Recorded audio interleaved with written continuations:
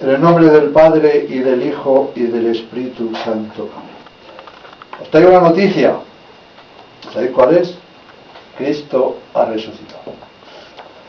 En serio, ha resucitado. Y si nosotros vivimos en gracia, también resucitaremos para la vida eterna algún día. Hoy os voy a contar unas cosas muy impresionantes. La mejor astucia del demonio es hacernos creer que no existe. No desea tanto como el poder actuar entre los hombres sin que sea reconocida su presencia y su acción, a escondidas. Por eso lo que hoy voy a narrar es algo inverosímil, increíble. Voy a tratar sobre un caso muy especial de posesión. Un caso muy documentado y muy conocido en aquellos tiempos, y de naturaleza casi única, es decir, es un caso que es prácticamente único. Veamos. Antoine Hey nace en Lanthenay, Francia, pues una pequeña aldea del cantón de Brennov, el 31 de mayo de 1970, siglo XVIII. Siendo bautizado al día siguiente, se hizo carpintero de mayor y fijó su residencia en Lyon. Lyon es León, en España es León, en Francia es Lyon. Muy piadoso, quiso ser religioso pero lo fue posponiendo, misterio. A los 40 años de edad se fue a la trapa, pero enfermó y lo tuvo que dejar. Pero él no sabía que la enfermedad que padecía en la trapa era la posesión. Ya estaba poseído. Él no lo sospechaba en absoluto que aquello era causa del demonio. A partir de aquí comenzó a padecer, a causa del espíritu infernal, terribles sufrimientos. En 1837 fueron atroces los sufrimientos que el demonio le hacía pasar. Este hombre fue examinado por doctores de mucha relevancia y cuentan los doctores estos que en esos exámenes revelaba cosas secretas que no sabía nadie. Cuando escuchaba fórmula del ritual que él no sabía latín, en la que hacían deprecaciones contra el demonio, se ponía muy nervioso y hacía contorsiones, y él no sabía lo que decía. Respondía preguntas en latín. En la vida había estudiado latín, sin saber nada de este idioma. Y todos estos casos son signos de posesión clarísimos. A partir del 12 de noviembre de 1843, durante 4 meses y en todas las situaciones de la vida, fue estudiado por un afamado doctor. Las conclusiones que sacó fueron estas: goza de salud de cuerpo y alma, tiene rectitud de juicio y razonamiento poco comunes, y no sufre alteración ninguna ni en las crisis extraordinarias que se repiten bajo una causa oculta, que habla por su boca. Estamos convencidos, decía este doctor, de que este estado extraordinario es debido a la posesión. Una vez nos contó nuestras vidas y cosas que solamente cada uno sabía, Dios y el confesor. A ver esto, más de uno se convirtió. Bien, caso clarísimo de posesión. Las grandes pruebas a que era sometido Antoine Hey tenían una finalidad. Todo esto era dirigido por Dios. Veamos para qué. El demonio tiende a ocultarse, pero la divina providencia no se lo permite. Tiene la orden de mostrarse de buena o de mala gana. Y en este caso de Antoine Hey, no solamente mostrarse, sino aún muchísimo más, como vamos a ver en los siguientes hechos. A pesar de ser un caso tan claro de posesión, jamás se realizó exorcismo ninguno. Dios no lo quería. El demonio mismo decía por boca de Antoine: este caso de posesión es el más extraordinario que haya existido jamás. Y lo decía con jactancia. ¿En qué era extraordinario? Pues en que el diablo estaba allí, en un servicio obligado, obedecía a Dios, y Dios no permitía que fuera expulsado. Se vio al demonio llorar cuando se veía obligado a confesar las verdades de la religión católica y a dar buenos consejos o dar prueba de la posesión. Lloraba. Decía el demonio: el mayor sufrimiento que Dios puede mandarme es el obligarme a destruir mi propia obra. Esto lo decía por boca de Antoine Hey. Se comprende pues que Dios nuestro Señor no permitiera que hubiera exorcismo. Vivía en Lyon, en la calle de los Macabeos número 72, muy cerca de la parroquia de San Ireneo, y a veces paseaba por las calles de Lyon gesticulando y pronunciando cosas extrañas. Estaba poseído. Como le veían tan raro, es denunciado como demente y le tuvieron 3 meses ingresado en el manicomio. A fuerza de trabajar para sacarle, le sacaron de ahí, sobre todo un arquitecto muy famoso, Bossan, que es el que luego hizo la basílica preciosa de Notre Dame de Fourvière, que está en la colina de Lyon, que es preciosísima. Le sacó de allí. En 1845 le llevan 2 sacerdotes al arzobispado de Lyon, pero no se consigue el exorcismo. En 1850 es también llevado al obispo de Perpiñán, pero por razones que se ignoran tampoco hubo exorcismo. En este viaje le acompañó el padre Girons, que tanto ayudó y consoló a Antoine Hey. Y ocurrió algo muy curioso, y da algo de luz sobre el misterioso mundo de los demonios. El padre Girón se preocupaba por una mujer, madre de 3 niños, que llevaba poseída 20 años.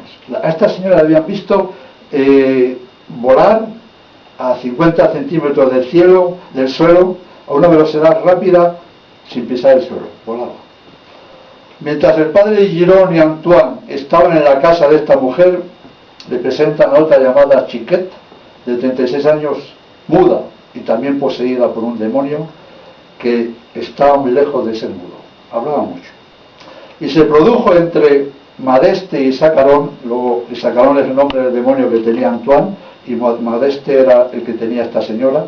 Se produjo entre estos 2 demonios una querella de violencia inaudita. Lo cuenta el padre. Se entabló entre los 2 demonios un diálogo de violencia poco común. Parecían 2 perros rabiosos. Hablaban un idioma desconocido. Después, Isacarón le dijo al padre Girón que la discusión trataba de un punto de preeminencia de cuál de los 2 era más importante. Vemos que los demonios son como los hombres. Discuten porque quieren ser todos los más importantes. Esto no recuerda algo, ¿verdad? El padre tuvo que intervenir con frecuencia, pues ambos llegaban casi a las manos para atacarse con los cuerpos de los poseídos. Antoine Hey y la señora esta no se habían visto nunca, pero los 2 demonios se conocían muy bien. Estos hechos provocaron en el padre una impresión muy fuerte. Escribe: sin la posesión estos hechos son inexplicables. Nos revelan que el entendimiento cordial no existe entre los demonios, entre los hombres tampoco. De vuelta a Lyon querían llevarle a la Salette, pero la fama del cura de Ars era muy grande en aquellos tiempos y decidieron ir a Ars. Además está muy cerca de Lyon, Ars está muy cerca. Era noviembre de 1853 y estuvo 15 días en este pueblecito. El domingo siguiente, cuando él estaba allí, se iba a celebrar la fiesta de la Inmaculada. Faltaba un año para que el dogma se definiera, 1853, el dogma fue 1854. Aquí en Ars ocurrió algo muy extraordinario. Veréis qué cosa más impresionante ocurre allí. Antoine Hey, arrodillado delante del altar de la Virgen, con los brazos en cruz y los ojos llenos de lágrimas, pronunciaba una declaración solemne que con toda evidencia emanaba del espíritu infernal que en él estaba. Antoine Hey no tenía formación teológica para hacer un discurso de tal categoría, tan impresionante como el siguiente. Fijaros lo que dice el demonio obligado por Dios. Oh María, obra maestra de las manos divinas, tú eres lo que Dios ha hecho de más grande, criatura incomparable, tú eres la admiración de todos los habitantes del cielo, todos te honran, todos te obedecen y te reconocen por la madre del Creador, Tú has sido elevada por encima de los ángeles y de toda la corte celestial. Estás sentada junto a Dios, eres el templo de la divinidad. Has llevado en tu seno todo lo que hay de más fuerte, de más grande, de más poderoso y de más amable. María, has recibido en tu seno virginal aquel que te ha creado. Eres virgen y eres madre. No hay nada que pueda comparársete.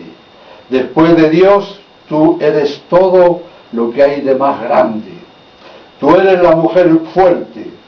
Tú sola das más gloria y honra a Dios que todos los habitantes del cielo juntos. En ti no ha habido jamás ninguna mancha. Que todos los que digan que no eres virgen y madre sean anatema.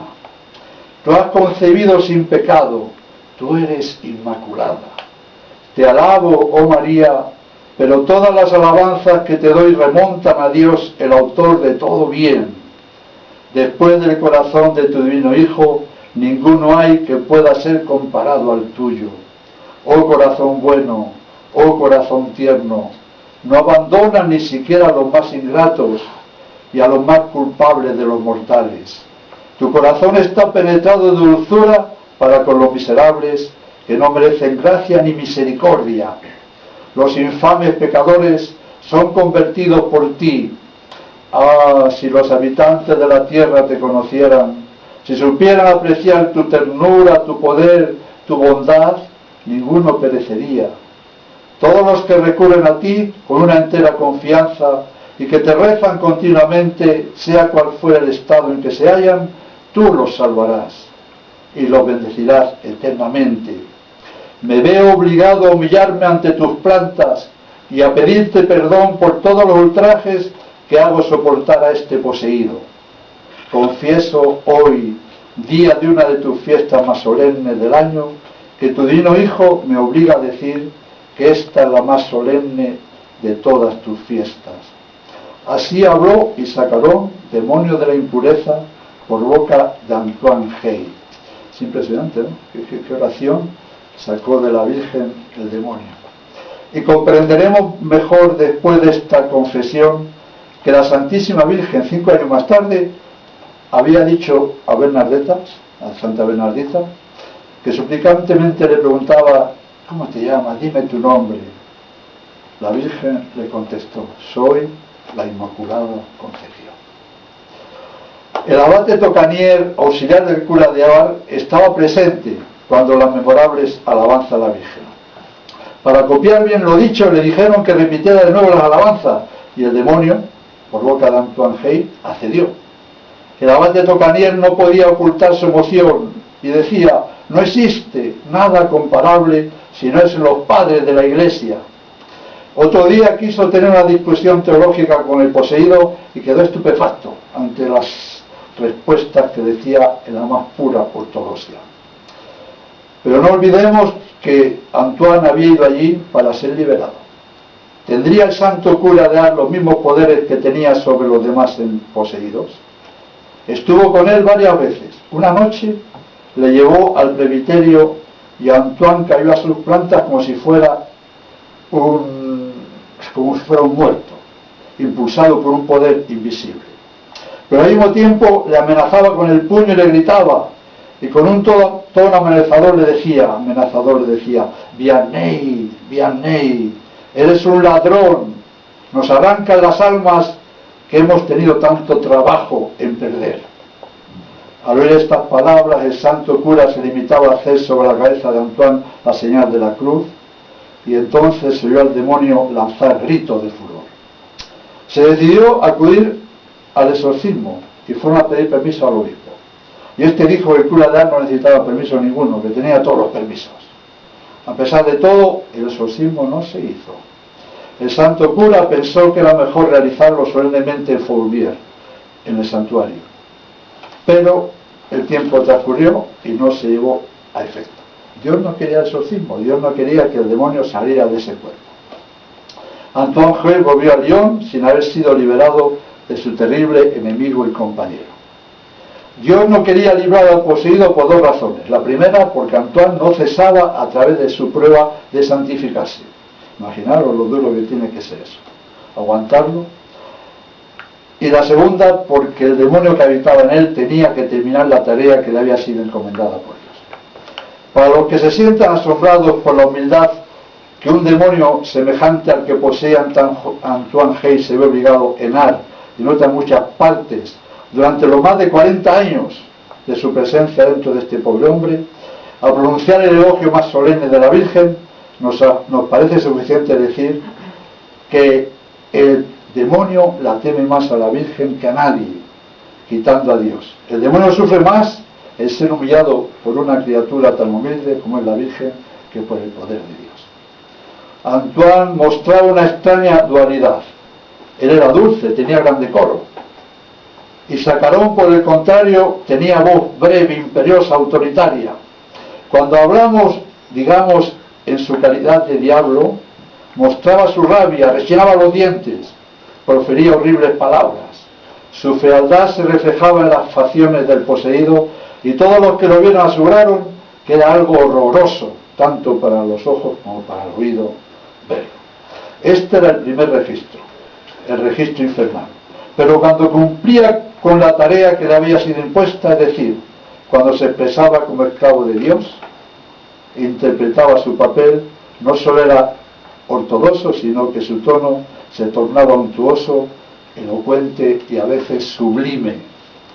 En el transcurso de un mismo diálogo se veía al posesor y al poseído tomar la palabra por turno y se comprendía la lucha tan espantosa que se desarrollaba en el corazón del pobre Antoine. Por ejemplo, acaba de hablar, de llorar el estado en que se encuentra, de proporcionar las pruebas de la piedad más sincera, y súbitamente Isacarón interviene por boca de él. La voz cambia, se hace ronca y se asiste a un desbordamiento de gritos, injurias e invectivas. El que antes era todo dulzura y humildad, de pronto se muestra amargo, sarcástico y obsceno. Terrible. Pero lo que asombra son los testimonios del mismo demonio sobre la misión que ha recibido y que tiene que cumplir de buena o de mala gana. No lo dice esporádicamente, sino 10 veces por día, que vuelve sobre el tema y que lo proclama. Decía el demonio: me veo obligado, exclama, a alabarte, me veo forzado a alabarte, oh Maestro soberano. Las criaturas están obligadas a reconocerte y a reconocer tu poder, tu bondad y tu justicia terrible. Soy yo, Isacarón, príncipe de los demonios impuros, que está obligado por orden de aquel que es todo, a describir cosas para la salvación de los hombres. Debo entonces servir de instrumento para instruir a los hombres. Yo, que verdaderamente siento rabia por ellos y que deseo perderlos, estoy obligado a decir cosas que parecen hacer asombrar a los hombres más sabios. Debo decirlas, las digo para gloria del Todopoderoso y para vergüenza y confusión del infierno. La voluntad de aquel delante del cual todo se doblega en el cielo es que yo, el diablo Isacarón, que poseo el cuerpo de Antoine Hey, hable por su boca, actúe por sus miembros y haga muecas horribles y lance gritos espantosos. Yo que me veo forzado por Dios a dar todos los días prueba de la posesión de este hombre. Oh sublime Maestro, cuánto me haces sufrir. Me obligas a demoler mis fuertes, mis bastiones. Que sea maldito el momento en que yo entré en este cuerpo. Nunca hubiese creído verme forzado a trabajar para la conversión de las almas. Es impresionante, ¿no?, que el demonio diga estas cosas. Existen muchas pruebas de que Sacarón deseaba le revelaran de su tarea, que hubiera querido el exorcismo para poder partir, que verdaderamente sentía que no lo hicieran. Y mirad como dijo un día: cierto día se habló delante de Antoine del padre Rabignan, que era encargado de las conferencias de Notre Dame después de la Cordeille. El demonio por boca de Antoine exclamó: es un sacerdote, le diréis que diga la misa para que sea librado el poseído y para que el poder que tengo sobre su cuerpo me sea quitado. El mismo que decía misa para salir de allí. Tal era la desesperación que tenía el demonio por habitar en este cuerpo y por mostrarse. He aquí una escena que cuenta el hermano Prim de las escuelas cristianas. El padre Girón les había escrito que al dirigirse de Lyon a Clermont se tendría en Feus, donde iría con un poseído. Cuando llegaron, el hermano y la comunidad fijan su atención en Antoine Hey y ven un hombre muy normal, muy tranquilo, correcto, amable. No creen lo que ven y susurran al oído del padre Girón: ¿no me había dicho que traía un poseso? Apenas ha hecho esta pregunta cuando aquel señor tan correcto y amable de pronto cambia el rostro, le sale espuma por la boca y los ojos se le inyectan de sangre, y con un tono que me hace palidecer, escribe el hermano, le dice: ¿acaso no me ves? Creo, añade el hermano, que me habría caído al suelo si el padre John no me hubiera sostenido. Y así ocurría casi siempre. El pobre Antoine, en el momento que menos se esperaba, se entregaba de pronto a contorsiones increíbles, se arrojaba al suelo y daba vueltas sobre sí mismo, sin perder el equilibrio jamás. Y este hombre, que era pesado, adquiría una liviandad y flexibilidad extraordinarias. Cierto día lanzó un puntapié a la cabeza de una persona de mucha altura, y lo hizo con el mejor acróbata. Impresionante. Pero cuando se esperaba en escenas de ira, he aquí que se produce un cambio. Los ojos de Antoine se llenan de lágrimas, la voz de Isacarón se suaviza, la misma boca que profería injurias comienza a predicar. Y se oye decir cosas tan sublimes como las siguientes. Escuchemos esto, que son cosas impresionantes e increíbles. Dichas por el demonio. El que es malo no es feliz. ¿No es verdad o mentira? Si se está lleno de sí mismo, se está lleno del espíritu del demonio. Cuando pensamos en nosotros solos, es por los sentidos por donde perdemos a los hombres. Por los sentidos, lo que vemos, lo que olemos, lo que tocamos. Dios se sirve de los hombres para probarlos a los otros hombres, dice Isacarón. Si están afligidos, reciban esto como una gracia. Siempre es al revés. Cuando no va mal nos quejamos. Si están afligidos, reciban esto como una gracia. La cruz es preferible a todo, nos dice el demonio por boca del infierno, mandado por Dios. La cruz, que huimos de ella, es preferible a todo. Dios la ha llevado para la salvación de los hombres y la hace llevar a los que en verdad ama. Cuando tenemos muchas cruces, que Dios nos ama más que nunca. Y ahora viene una frase lapidaria. El mundo cree que la humildad es debilidad e incapacidad. Y yo les digo que la humildad es poder y grandeza. Vaya frase, ¿eh? Esto es para grabarla. Si los hombres conocieran la desgracia de los condenados, serían todos santos. Si nosotros conociéramos lo que sufren los condenados, seríamos santos. Y dice el demonio, que lo conoce bien por experiencia, porque lo ha vivido y porque está allí: no hay idioma para expresar los tormentos de los réprobos. No hay espíritu humano capaz de comprenderlo. Impresionante, ¿eh? El que ama a los hombres más que a Dios no será de ningún modo amado de Dios. Dios permite los reveses para el bien espiritual de los hombres, a fin de hacerlos entrar en sí mismos y que vuelvan a Él. No olviden jamás que las cruces son siempre preferibles a los honores. Qué diferentes son, ¿verdad? Y nos dice también el demonio: es preciso comprender que la vida es corta, muy corta, y que se deben soportar las penas con espíritu de penitencia como provenientes de Dios. No se puede amar a Dios sin amar al prójimo. Felices los que abandonan todo por Dios. Qué frase también. Felices los que abandonan todo por Dios. Y ahora viene otra increíble. Ah, si los hombres pudieran ver la belleza de un hombre en estado de gracia. ¿Qué será un hombre en estado de gracia? Bueno, eso no lo vemos. La felicidad no está aquí abajo. La felicidad no está aquí abajo. Se lo dijo también a Bernadette, la Virgen. No te prometo ser feliz en este mundo, en la tierra no se puede ser feliz, nada más que sucedáneo de felicidad. El que posee a Dios, posee todo. El rico debe ser el ecónomo del pobre. Dios le ha dado la riqueza en las manos para que ayude a sus semejantes. Es el hombre de negocio de Dios. El rico debe despreciarse a sí mismo y seguir las lecciones del Salvador, cuando dice: es más difícil para un hombre, para un rico salvarse, que para un camello pasar por el ojo de una aguja. Todas estas son palabras de demonio obligado por el poder de Dios. Lo más extraño es que Sacarón no había terminado de decir todas estas sentencias edificantes y de repente se enfurecía y comenzaba a injurar a Dios, a las criaturas, se revolvía, incluso se insultaba a sí mismo y exclamaba: «Desdichados los orgullosos, desdichado yo y Sacarón, es el orgullo, la ingratitud, la desobediencia, lo que ha hecho de mí un ángel rebelde y condenado». Nosotros también, cuando somos orgullosos, cuando somos ingratos, cuando somos desobedientes a Dios. Todavía nos dio para aprender muchas cosas este demonio Isacarón. Veamos algunas reflexiones de las palabras que él decía. Pilatos, dice Sacarón, que era juez y sabía que condenaba a un inocente, y sin embargo el diablo le impulsaba a condenar al juez soberano, al juez de jueces.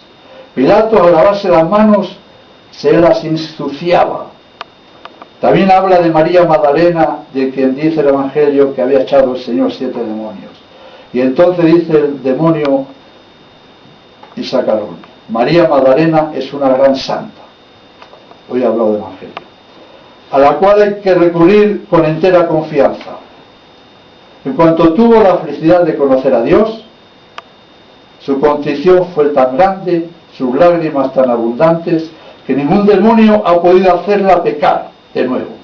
Es el modelo de los pecadores, de los verdaderos penitentes, que deben tenerla por abogada particular junto a Dios, porque Dios concede grandes favores a quienes la invocan. Sobre la meditación dijo: si meditan bien sobre la vida de Jesús y de su Santísima Madre, les desafío a cometer el menor pecado.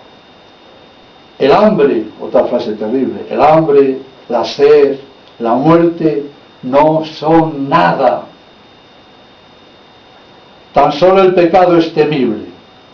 También habló sobre la perfección cristiana a una mujer que le preguntaba cuál era el camino para llegar a ella. Y el demonio le contesta: no cometer voluntariamente pecados veniales, no perder de vista la presencia de Dios, saber humillarse todos los días de la vida, porque el orgullo es el peor de todos los vicios, dar buenos consejos y buenos ejemplos, hacer penitencia como lo pedía el precursor, y el que sea santo se santifique aún más. Terminamos esta serie de aforismos de origen tan extraño con esta oración a María, compuesta por el demonio Isacarón. Ya queda muy poquito. Creo que merece la pena escuchar estas cosas y meditarlas luego nosotros. ¿Ves qué oración más preciosa? Oh Divina María, a ti me dirijo con entera confianza, tú que no descuidas a nadie, tú que tienes tanto cuidado por la salvación de los hombres, y a quien Dios nada puede rehusar de todo cuanto le pidas. Tómame bajo tu protección piadosa. Si te dignas de escuchar mis humildes plegarias, el infierno todo no podrá dañarme. Tú que eres en cierto modo la dueña de mi suerte, si tú me abandonas estaré perdido sin remedio. Pero no, eres demasiado buena para ignorar a quienes esperan en ti. Ruega por mí a la Santa Trinidad y estoy seguro de mi salvación. Ah, cómo desearía hacerte conocer a todos los habitantes de la tierra. Cómo quisiera anunciar por todas las partes tu grandeza, tu bondad, tu poder.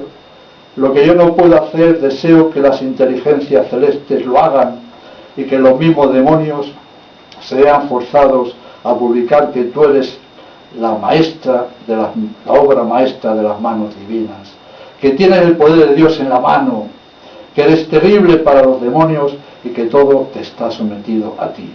Eres la criatura incomparable, tú eres la única Virgen y Madre. Tú has dado al mundo al Redentor. Tú formas un rango aparte con San José. Estás pues más arriba que todos los santos. Eres verdaderamente divina. Espero en ti y creo firmemente que todas las potencias infernales no podrán triunfar sobre mí. Así sea. Todos los ángeles y todos los santos te bendicen para siempre, jamás. Amén.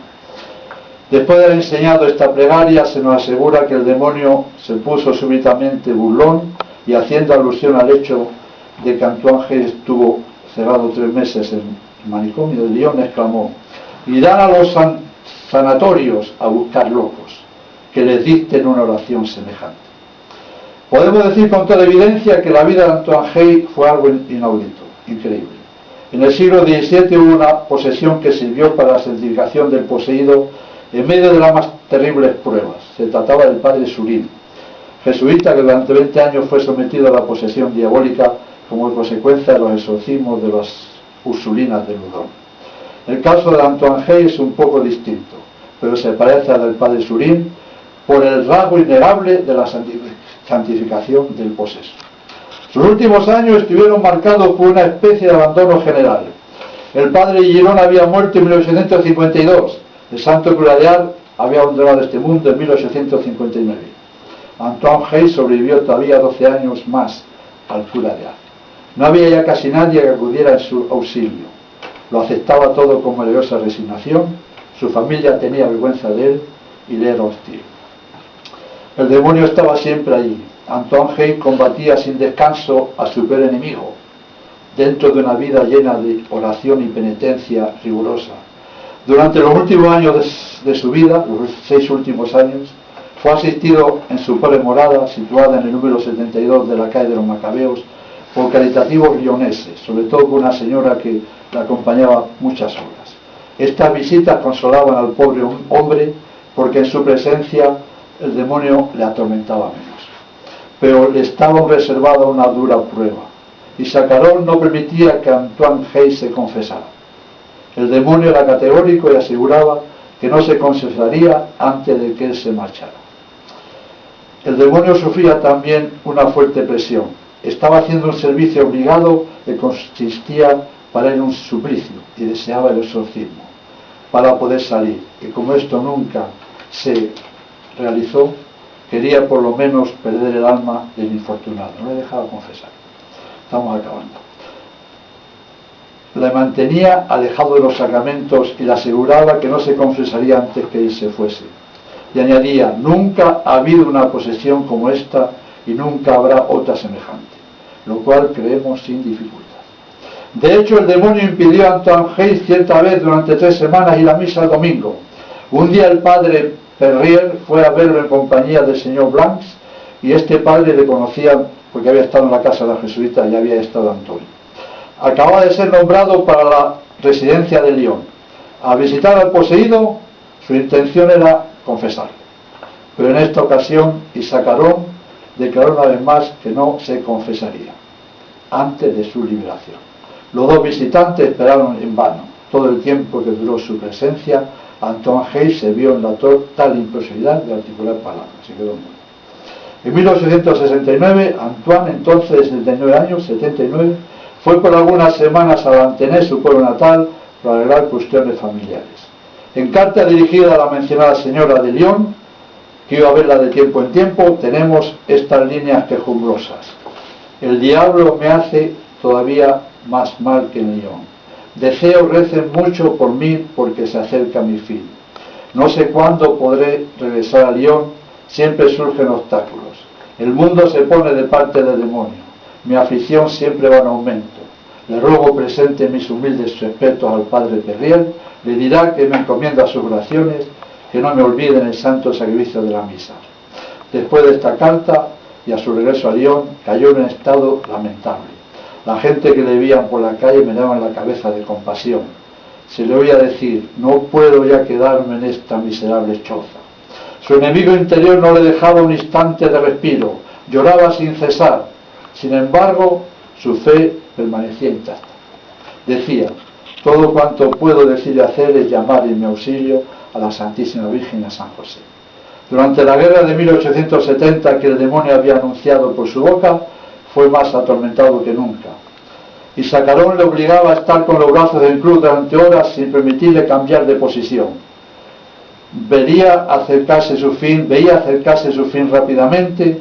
La señora que le visitaba fue a verlo y lo encontró sumamente enfermo. Repetía sin cesar que su fin se acercaba, pero que no sería liberado. Desde hacía 2 meses no había podido ir a misa a causa de su debilidad. El cura de la parroquia fue avisado por esta señora y trató una vez más de confesarle. Era el día 13 de junio, día de San Antonio, el santo de su nombre. Todos los esfuerzos fueron inútiles. Y Sacarón decía, antes del exorcismo, no. Y Antón Hey quedaba mudo bajo la presión diabólica. El cura no dejó por eso darle la solución a esta emoción. Y el moribundo la recibió con todas las muestras de la más profunda fe y devoción. Un cuarto de hora más tarde, moría en presencia del cura que lo había asistido hasta el último instante. Este valiente católico había vivido casi medio siglo en las cadenas y en la indeseable intimidad de un príncipe del infierno. En el archivo de la parroquia, el acta de defunción dice así: en el año 1871 y el 14 del mes de junio, he dado sepultura eclesiástica a Antoine Louis Hey, fallecido el 13 del corriente, contando 81 años. Firmado Yasel el Vicario. Bien, este hombre, si lo pensáis bien, es un santo. Casi 50 años con el demonio dentro y luchando para que todas esas cosas no hacerlas caso. Fijaros, una tentación normal viene de fuera, lo que cuesta echarla. Cuando la tienes de dentro, que te mueven, que te hacen no pensar, pero te pone todas las cosas y te hace decir palabras malas. A ver, como tú dices, yo lo está diciendo el otro, no soy yo. Es muy difícil mantenerse en gracia de Dios con el enemigo dentro, 40 y tantos años, casi 50. Y lo que es más serio, el demonio nos ha dado pautas para casar el cielo. Y en este caso no ha mentido. El demonio es el padre de la mentira, pero en este caso ha dicho verdades como templo. Por eso sufría tanto, que el demonio decía, yo tenga que ayudar a salvar a los hombres, no puedo, sacarme de aquí. Era el mismo el que se quería ir. Un caso increíble, verdadero, pero increíble y único. Que escucharlo alguna vez o sacar nota de estas cosas, porque son frases para vivirlas. Porque es increíble que nos haya predicado el demonio. Si eso contesta a alguien que el demonio nos ha predicado, pues nos ha predicado y bien. No por gusto, sino porque Dios se lo mandó. Santas Pascuas, felices Pascuas, que seáis muy felices este tiempo de Pascua, de alegría, y que hasta el mes que viene, si Dios nos da vida, en el nombre del Padre y del Hijo y del Espíritu Santo.